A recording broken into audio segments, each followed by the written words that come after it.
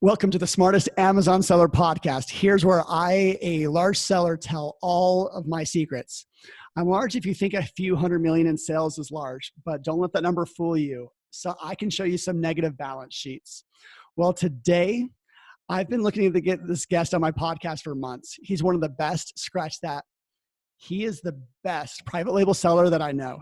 He's worked with several 8-figure selling accounts, all new ASINs, all new products. On top of that, he shares all his secrets. I've been following him for a year, and his candid approach to knowledge is refreshing. He doesn't know everything, but I've actually mentioned him on the podcast more than once. His latest adventures involve growing his baby account to $2 million a month in less than 2 years. These are all new ASINs. I'm going to be honest. I've never had a guest like this on the show. So Derek, welcome to the show. Hey, Scott. Thanks, brother. Appreciate you having me. So how is your year so far on Amazon? The year, I hate to say it, the year has been an amazing kickstart. And unfortunately, I think a little bit of it is due to the coronavirus right now. I think if you've got stock, it's like gold right now, especially in some of the categories that we're in. A lot of individuals try and time their shipments. So this thing kind of just hit right after the year. And right after Chinese New Year. So we're in a pretty strong position right now. I've got about 20 million on the ground here in the US and just kind of feeding Amazon, but sales are way up, sales are way up right now. Yeah. It's starting to really affect things. Conferences are canceling. Yes. I'm going to one in about 3 weeks, and I really hope it doesn't cancel because we put a lot of effort into it. And sure. But one of the interesting things is we're using Zoom conference, and that's the one stock that has shot up because people want to work remote. So it's a lot of chaos out there. And I spoke with someone in logistics, and there's boats just sitting out on the ocean. No one will let them port. And so it's crazy. I've never seen anything like this before, and hopefully it doesn't get any worse. So let me jump into some questions that I've put together for Derek. So you have an eye for private label. What do you think of when you consider a product and the launch strategy that will be involved? So, yes, we do have an eye for private label. It's important to note, and especially somebody listening, 80%, 85% of my sales come from, it's a mixture of private label, and then we do some brand licensing deals. So I just want to throw that out there so the audience understands that. So just preface it, and then I'll answer your question. A brand licensing deal, for those of you that don't know, is if you're a manufacturer or you have the ability to manufacture great products, you can approach a brand, a national brand, global brand, whoever it is, and you can say to them, hey, I have this really cool product. I want to license your brand. I want to put that brand on said product, and I want to sell it. Can we strike an agreement? This is what I do on Amazon. I think there's value there. I think there's volume there. So everybody knows that's kind of the mixture of what we have. No wholesale. But to be clear on this, every ASIN we have ever launched, because whether you do a brand licensing deal or not, you're launching the ASIN from scratch because you're putting it on a new product. So every ASIN that we've ever launched has been literally ground up, starting from ground zero. So wanted to throw that out there. To answer your question, Scott, it depends on what your goal is. I'm going to break this down for you, right? So really comes back to your budget. I have to say that. I have to be transparent. So depending on what category you're going to go at, what the subcategory is, what the product is, you have to be clear in your vision about what is it going to take monetarily to maybe enter this category. What's my cost of goods? What's my landing cost? Have I built an ad campaign cost? What's my creative cost? Am I shooting video? Do I have my trademark already done so I can do enhanced brand content, EBC, A+ content, all these things? Those are all things that in the beginning we would look at, right? In terms of a lot of the stuff I see on the market right now, you can start with $500. I think you need to throw that out, and I think you need to just look at it from a category basis, right? So forget about what the self-proclaimed guru is telling you that you could start with. I wouldn't start there. I would look at the products that you're interested in selling, and then I would start to determine what's the cost of this product, right? Because the reality is that if you want to start, where I see a lot of people fail is they might have a knack to be able to get on and kind of get the product up and going, but then they run out of their first 200 units. They've started to rank, they've wasted ad spend. No, I shouldn't say that. They've used ad spend in their, in their ability to grow the product, but there's so many things that aren't down now. So what ends up happening is they run out. They may have got to rank 39 in the subcategory, which maybe that equaled 30 units a day, which is great, right? That's awesome. That's a new launch. But is the money right? Is your budget right? Are you able to cut POs at the drop of a dime for 10 G's a pop? And 10 G's, me and you, Scott, know is extremely low. Extremely low. I mean, as you know with us, I mean, I'm doing, we're going to do, if we track the way we're doing now, we'll do probably 45 million this year, maybe more. So you can imagine the POs that are constantly cut, right? All of those things. Now, don't ever compare yourself, though, to a $45 million or, in your case, significantly $60, $70 million career seller. Starting out, you really need to look at those things. You have to develop a formula, because if you're going to listen to everything you see on the internet, oh my God, the failure rate is absurd. It's going to be like 97, 98% failure rate because you're not prepped. I personally believe that staring at a budget and then looking at the subcategory that you want to be in, and I'll go deep on this, but then I'll shut up for a minute here, but this is super important. I always look at the players in the subcategory, bro. Always. Who's in this game, right? Who's there? Who's doing black hat? I want to know, is there 50 people in this subcategory from Shenzhen doing black hat? Because that's going to be a problem, right? Because if I start scaling, they're going to attack me. I've been there.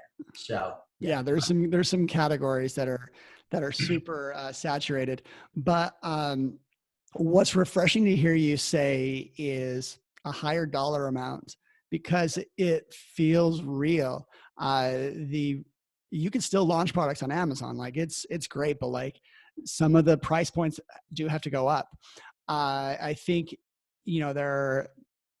everyone that talks about Amazon and launching, like what's your budget? They actually want that number to go down if they're selling a service to newcomers. Very true. Like, very true. They it's why me and you talked. Yeah.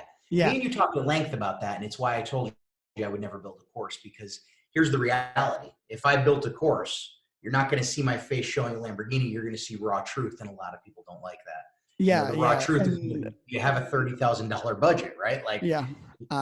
I'll put it to you on a silver platter, but do you have the monetary budget to go do this?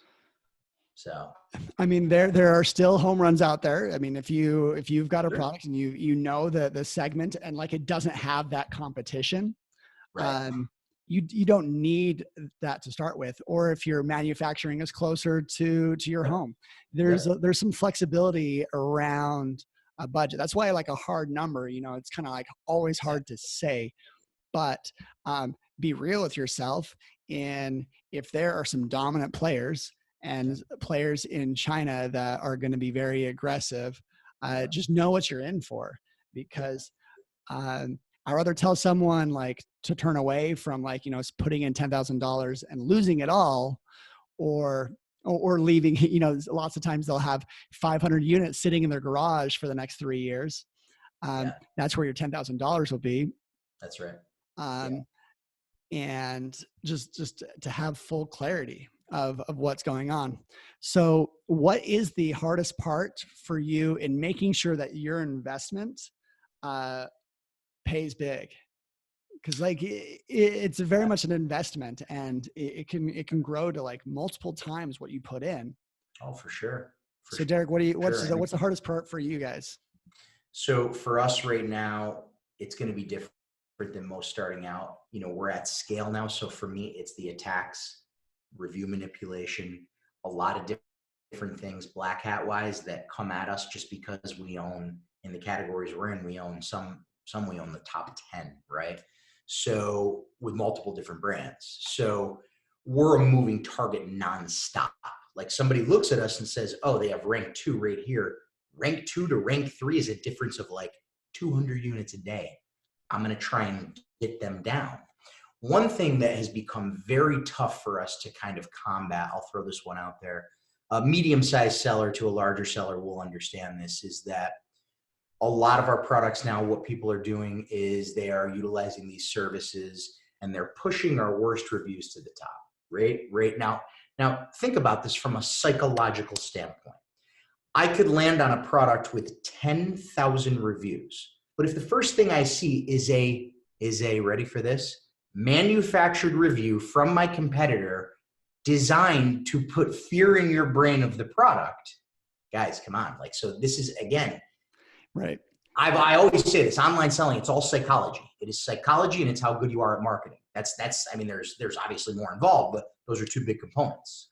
Yep. And so that's been a struggle for us. We've been working with I mean, Amazon if you're going to manufacture a negative review and it's like a dishonest negative review, you can put together some really clever lines in there that they eat at people. I'll give you just for the sake of time, but one example with one of our products, a competitor stuck a needle inside of it. Now where they screwed up, keep this show clean, the word I would drop for that, but where they screwed up was that they put just a sewing needle in this particular product where there's never a sewing needle in any factory that would make this product, right? And then on top of that, they left the red thread in the sewing needle. So it was like, and the review was just insane. It had broken English in it. So we went to Amazon with this and said, hey, look, they pushed this to the top. Like, I mean, this is very clear as day. Amazon fought us tooth and nail on this. And finally, after like 6 months, now, Scott, this drastically hurt sales. I saw it firsthand. We were doing 250 units a day on this product, and this product had killer margins. And then it dropped down to about 110 units a day after that happened, right? So the problem is that the black hat gets smarter and smarter, and it's whack-a-mole, right? So you knock one down, Amazon figures it out. There is another form of black hat. And that's not just on wholesale. Vendor guys deal with it as well. That's not just on private label, excuse me. Wholesale guys deal with it as well. You guys all, everybody's. So again, there's that criteria for it. And I think struggle wise for me, that if you ask me what's the one thing over the past 18 months, that is the one main thing is my competitors attacking. That's the one piece. Yeah, I mean, there's shoot. I talk a lot about how it the fact that like Amazon controls some of these levers doesn't give you a ton of confidence as a business owner. And like there's I love the platform and the 100 million shoppers that are on Amazon. Like they've done some amazing things. I mean, I bought AirPods on Sunday. They were here Monday morning. And like at a cheaper price, like it's phenomenal. But like these challenges really affect your confidence in the business. And so I look forward to Amazon getting better because their future depends on it. And so a lot of things that people don't know right now too is that Amazon, and this is for the private label sellers that are thinking about getting started, Amazon is heavily going after not just launching their own brands, but what they do. Amazon is analyzing the categories where there is, of course, lots of velocity, and they want to make sure that there is enough vendor programs in there, but they also want our brands in there as well. This is difficult. It poses a problem to a seller, and I'll tell you why, because Amazon is going to always organically put themselves at the top, right? Yep. You could be the number one best seller, and you could be two below 2 organic Amazon impressions, whether it's a vendor central impression or an R brand impression. That's a problem because then you have to spend more ad dollars. So you need the way that we combat that sometimes, if I got a bestseller tag on something, I say, you know what, screw it. I'm going to show up at the top with a sponsored. If I don't catch you there, I'll catch you below maybe with my organic, but I want you to at least visually see me twice before you see that $30 price tag against my $70 price tag, because Amazon might be selling a junk product with the least possible quality in it, but it's one of their programs, so it's going to get higher priority in the ranking system. Yeah, the Amazon featuring their own products, I don't know if that can last forever. I hope not. I know that antitrust is looking into that. Big time. And they know about it. So let's see. What a lot of people would be super interested with what you've done is your huge Prime Day that you not only do you go big on Prime Day, but you create a lot of lightning deals. Yeah. So We do a lot of deals. Yeah. I have never talked with anyone that has succeeded with them quite like you. I've done a few myself with some of Yeah. our private label, and like I've seen duds. They kind of like Yeah. don't make it, even though they have decent reviews. Yeah. So what do you think of when you're considering a lightning deal? So a lightning deal strategy for me is totally different than a deal of the day or even a 7-day deal.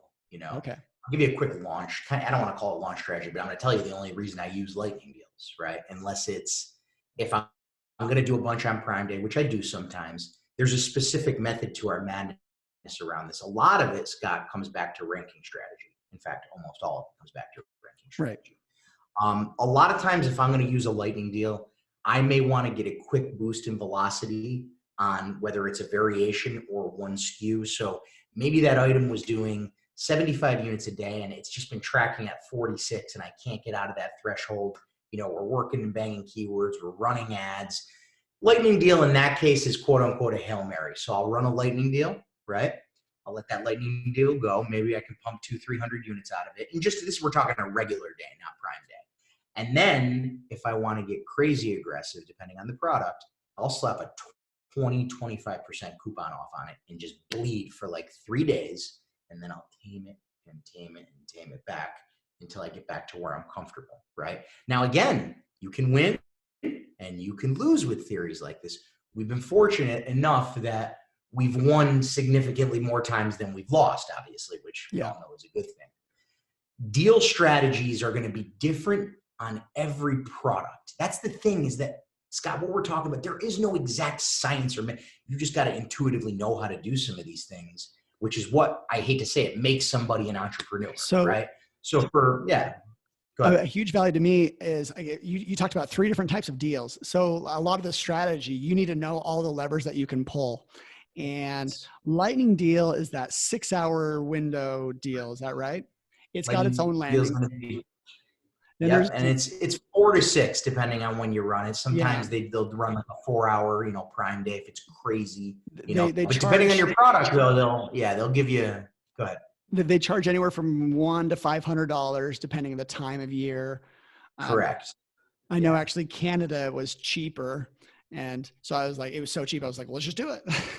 So with us, I don't know about you, with us, they just changed this again. But if you're in the AMPS program, if you have an account manager and you're paying for it, they tamed it back. You used to get best deals for free. It was amazing. Yeah. Everybody loved it. Us private label sellers, oh my God, it was like fishing with dynamite. We could just run them, pull levers anytime we needed to. Amazon started to see that, so they kept pulling it back. Now in the AMPS program, you get 2 best deals per month for free as part of the program, like whoop-de-doo, right? And in terms of that, you got to utilize those in a smart way. Once you get past that, those are, they can be $150, $300. You're absolutely right, depending on the time. Sure. So you have to look at that, right? Like, am I going to gain the rank? Am I selling an $8 trinket, right? And I'm just going to try and move 300 units, but is it going to be worth it, right? Like long game, does history show that when I do a spike, I can stick at the rank, right? No, it's all about ranking strategy. I say that with everything that you should be doing.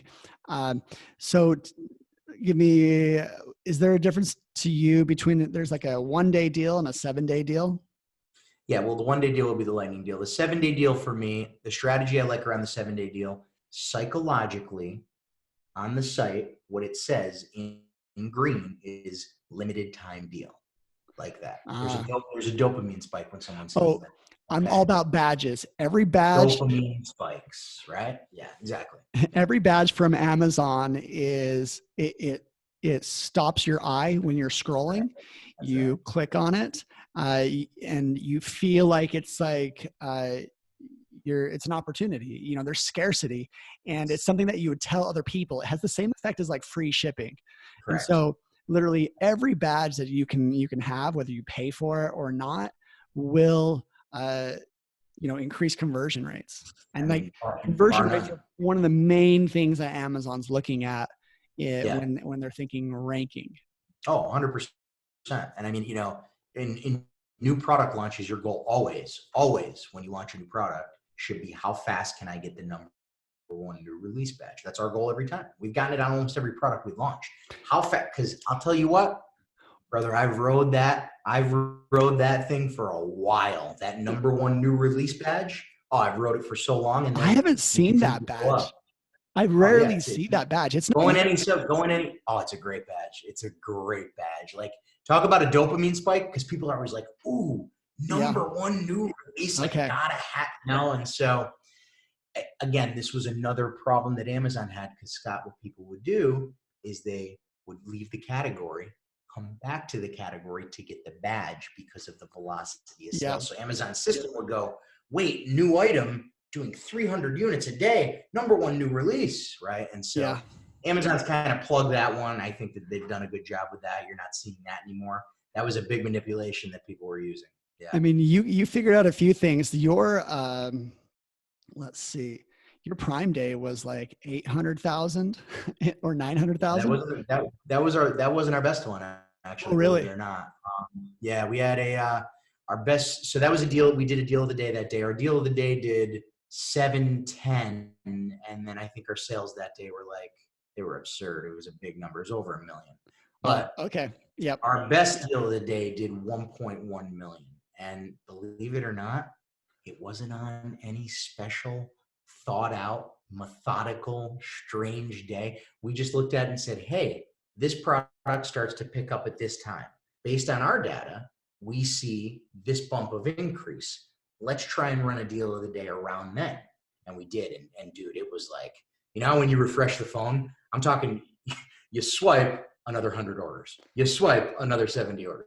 Yep. You swipe. It was so cool, man.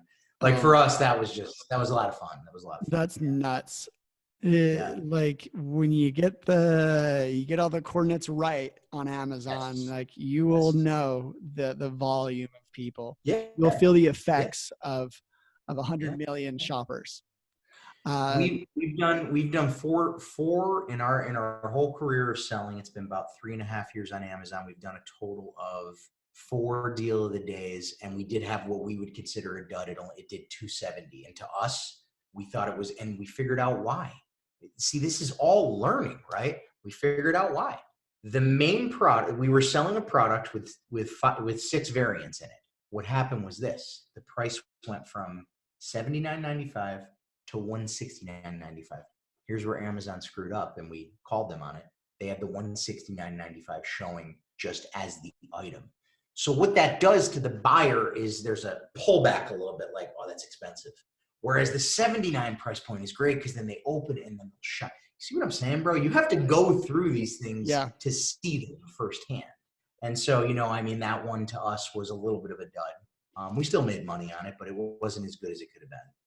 I had an Amazon employee once tell me about lightning deals. He's like, ones that do particularly well for those that just browse their deal pages are ones that are products that could be a gift to someone else. Sure. Yeah. Or an impulse buy. You're seeing it because you don't really need it right now, but you're like, say you're one of those that goes on like Slick Deals, that website where it's just deals, and like, you don't need stuff, but when you see these deals that are so good, you're like, I've got to get this. Yeah, I'll use it at some point, or I'll gift it to somebody, or wherever the case may be. A lot of items like that, I think they do well on lightning deals. I think people run them because of that case. For me personally, we just use them as ranking strategies. Or if I'm a little heavy on something and I want to dump a little position, I might do something like that on Prime Day, or a day that's got a lot of traffic coming, Black Friday, Cyber Monday, stuff like that. Yeah. All right. So, there's lots of ways to talk about all the stress that we put into running an Amazon business. What are some ways that you remove the stress from managing a business to make the management easier? Oh man. It all started when I started this whole thing. It was me and a business partner, and I sat in a cube, literally the size of my desk, for 12 months straight, building what would be an $18 million a year business that year. And where my biggest pain point was that I knew I needed to hire, but I knew I couldn't afford to hire yet, right? Because We had all this skin in the game. We put a lot of money up front to build product, right? And so I started looking at this and saying, okay, how can a virtual assistant serve me? And I really understand the market well now, because what ended up happening was I went through 4 VAs in 4 weeks, meaning 1 VA I churned through per week. I'm a big fan of hot, I want to kind of hire, but then I'm going to fire fast if I see that this is not working, right? Yep. I am not the guy I do not string shit out, bro. I will not sugarcoat that. So like, if I see it going, I'm not going to kind of do it that way. So basically, when I found the right match, what I came to find was that if I took the time to teach all these things I learned and all these strategies and all this, I mean, you know this, Scott, how hard is it to manage an Amazon business? I don't care what scale you're at. I don't care if you're doing 10 grand a day, 1,000 a day. It is a lot of work. There are so many touch points that need to happen. So, what ended up happening was I brought on one, and then he was a great fit. He became the head of what is the empire that I'm building right now. And then under that, we just started onboarding VAs and building libraries out of how to do everything. And bro, today, this is why at 11:30 a.m. Eastern Standard Time, I can sit on a podcast and shoot the shit with you and talk about this, because I am not in the day-to-day. You know what I am now? I'm a CEO, meaning that I come into work, I open my laptop, and I see high-level stock ticker stuff that I can say, move the lever here, do this here. This doesn't look correct to me. Why is that? Look into this. That's what you need to be. You need to be a business owner. You can't be, the sucker in that respect. So, now, fast forward to now, we had realized what we built over all these years. We built an FBA manager out of the box, like instantaneously. And so 2 months ago, we launched that program that I talked to you about, and it's just killing it. It is for Amazon sellers. I mean, we built it right. They're onboarded in 24 hours. Video libraries are being built. So we have our VA program right now, and a ton of Amazon sellers are using us. And we haven't had one churn yet. Not one churn. Wow, that's impressive. Not one churn. The stickiness is there because day one, Scott, the VA day one out of the gate is trained with all of our methodology. 3.5 years. Your biggest selling point here is their training. Like, you can find VAs super easy, lots of services out there. Correct. But like, what do they know today? What kind of time investment do you have to put into them? And so for years, we're putting SOPs so that they know how to handle problems. And we've gotten it down to like such a science now that, and I love this. I can say this out loud now because it's a fact of like what we've done. We took a tally of all the clients we have right now. And now I want everybody to hear this out loud. Every client that we brought on, for the most part, I think it was like 90% of the customers were using some sort of service to get reimbursements back. So this is a fraction of what we do, but I'm going to give an example here. The average customer since we started has already gotten back over $2,000 in reimbursements with what we do. We get back $20,000 a month, right? So our system, we're going a year later back in these accounts for clients and just getting them money left and right. Like it's paying for it. And that's the beauty. And the way we did it, I think I did it better than anybody I've seen on the market yet. I hate to say it like that, but I see it for what it is. There's no contracts. There's no hard sell. We want you to be a fit. We got to be a fit for you. And that's why with us, it's like in 48 hours, you're already onboarded and you're building SOPs for your VA. And within 2 weeks, brother, you have a library. You have 4 to 4.5 hours minimum back on your daily day that you're growing your business. And so, it's just, we're so excited about it. You said some interesting things. One, I could talk all about reimbursements. I've lived in that space for a few years. And there always is, every methodology I've seen, there's always a little bit more money on the table, partly because Amazon sometimes doesn't give reimbursements the first time.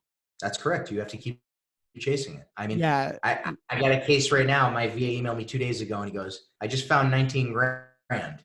We had a bunch of pallets that were just like poof. And I'm not looking at that right now. Like I'm growing 5 different companies. That's the point I'm making. Yep. I want the audience to understand that, right? It's like, unless you're in there, you're leaving money I did everywhere, it. everywhere. I did a podcast just on this concept alone, because people, a lot of times as their new business owners, they're always like, what do I focus on? What time do I do? And I kind of divide your efforts as the business leader into two factors. Say maybe you only have 1 employee or 0 employees. Certain activities that you are going to do are scaling your business, and certain activities you're doing are fixed value, time in, dollar out. And it doesn't get any better. Like, it doesn't get more efficient, but employees start to make you more efficient. VAs make you more efficient. The training of them makes everything else. It makes your fixed value activities actually more productive. And that's where like you scale. Private label in general is actually a business that scales because, there can be this curve there that your sales can not reflect necessarily the work that you've put in, but say you've got the right things, all of a sudden you're on the 2nd or 1st rank, and like it's an outsized reward for those top spots.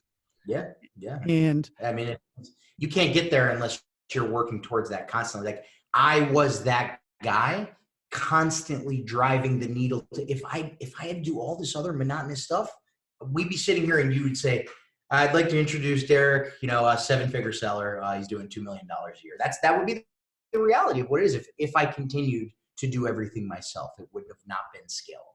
So I think that at the end of the day, I think it comes down to where are you and what's your reality with how you're scaling? How bogged down are you? I hate to say this, but our VAs are probably going to know, because it's just our brains and everything's documented. I'm going to go out on a limb and say this. They're probably going to know more than most sellers that we bring on. And I have sellers doing $2.5 million a month right now that have contacted me like, dude, I had no, and so that's a great feeling for us, because it's like, holy shit, we're kind of nailing this here. And, so that's been great. That's been great, obviously. But, education is just on Amazon. There's so much to figure out. Right. I've been selling for 7 years. I create programs for like Amazon sellers, and I still every day, like there's new things to figure out, and anywhere from like new Amazon programs, new, like the way that advertising trends are happening. I can go off and on that, like, even though I'm like in the space of Amazon education, like there's more to learn. And that's a value add in of itself, just to have another mind that's been trained with a different thinking, and you'll have another set of eyes on your Amazon account that will be super valuable. Yeah. It's been great. It's been great so far. I think, and one of the things I've told Derek a few times is like when he started launching it, that I was like, I know you're onto something, because I'm jealous. Yeah. I remember you said that, and that meant a lot to me coming from you, because I respect you, man. You're one of the authentic ones in this game. I mean, I can't open Instagram because obviously me and you were both targeted, because so we get targeted with all ads, and I see this stuff and I like chuckle, and I'm like, I'm actually thankful for you. I'll tell you why. I'm thankful that you're putting quality, realistic content out there for hopefully people consuming it that are like, okay, I can separate BS from reality, and they don't go down this rabbit hole of potentially losing their life savings. Yeah, no, that's a really good point. It's very real. And I'll be transparent as well. Have I gained in my business from a podcast? Yeah, but like I don't hard sell. It's all about what you were talking about earlier about like a fit. If it's a fit, then like people will sell themselves. Always, man. If you're giving them so much value up at the beginning, then it's going to work out. And that's like a strategy I've always held on to, that I know that if the information is so valuable and you're helping people strategize and all that, that, in the long run, you can stand to gain. And so that's why I'm focusing still, on putting out quality stuff. These ideas around lightning deals, never heard them before. Yeah. Having VAs that are fully trained with like someone with your background, I've never heard of that before. And it hasn't been done yet. No one's done it.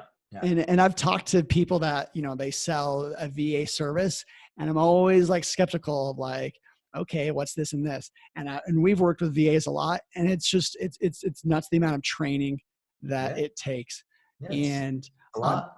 You as a, you as a business owner focusing on scaling, this is like turning, like you scale from 0 to 100, just with a quick decision. Just like a one-time decision. So I think what you've created is super valuable. And so one way that you can always contact Derek, he's very open and transparent. I found him on Instagram. It's, what is it, at Amazon 8-figure seller. Yeah, the number 8, Amazon number 8-figure seller. And then if you want to go to our site and look at our VA program, that's Derek James, DEREK, JamesSells.com, DerekJamesSells.com. We're going to be uploading a whole host of other stuff on there. You'll start seeing our content more because we are going to start, now that we've got this thing cranking, we will of course start to market this to the Amazon community. This is one of the things, Scott, I'm as excited about this as I am about our Amazon businesses and some of the investments I've just made, only because I know how valuable it is. And for over a year, people have asked me like, how would you monetize now? And I'm like, I'm not going to build a course. I want something that is an instantaneous value add. Yep. And frankly, for me, I think it's for an existing seller. I think that's where my brain is going to be best served. Yep. And when I say an existing, you could be doing 10 grand a month up to 10 million a month. I don't care where you are, but as long as you're selling and you're in that range, we're going to be a fit. If you're just getting started, you're not going to use a VA with us. Get your feet off the ground. Go do what you got to do. Learn, figure it out. But once you get up and running, we will take all of that heavy weight off your plate. Well, and I hope you find out, just like there are millions of customers and products on Amazon, there are a ton of sellers. Once you get a product like what you've got that fits, it is going to spread. And so I wish you all the success with this, and it's tremendously valuable what you're offering, and sounds like, with an additional pass of reimbursements, it pays for itself. Oh, that is the cherry on the ice cream. You'd have to try it for yourself, and that's why we don't, there's no hard sell on it. It's like, listen, this is either a fit, and there's no contractual obligation to this. I can tell you right now that I would say 95% of the clients that we have right now will most likely never leave unless their Amazon business closes, because of the value that we add to them. Like, to them, it's indispensable. They are now working on growing their companies. So that's my short elevator pitch on what we do. I'm super stoked for it. And, if you got any questions, you can shoot us a DM on Instagram. You can click the Learn More tab on our site. And, if you're a seller and you're serious, get started. We'll change your life in the Amazon community. I promise that. All right. Well, thank you, Derek, so much for covering a bunch of subjects. And also just, I've been talking with you for almost a year now. And so really happy to finally get you on the podcast. And so if any of those listeners out there liked what they heard today, there's only one thing that I will ask, is just share it. Share the podcast with friends. It's one of the most flattering things, with other Amazon sellers. This episode in particular is very helpful to those, because we were being real for a second and telling some of the hard things. And I don't, if you are going to Google, selling on Amazon, you're going to find people that are going to, make it just like sound like the dream. So it's way more trustworthy when people are transparent. So I'm glad that Derek came on it and said it all. So that's all we've got, and hope to see you guys next week, and take care. Thanks, brother. Appreciate it, Scott.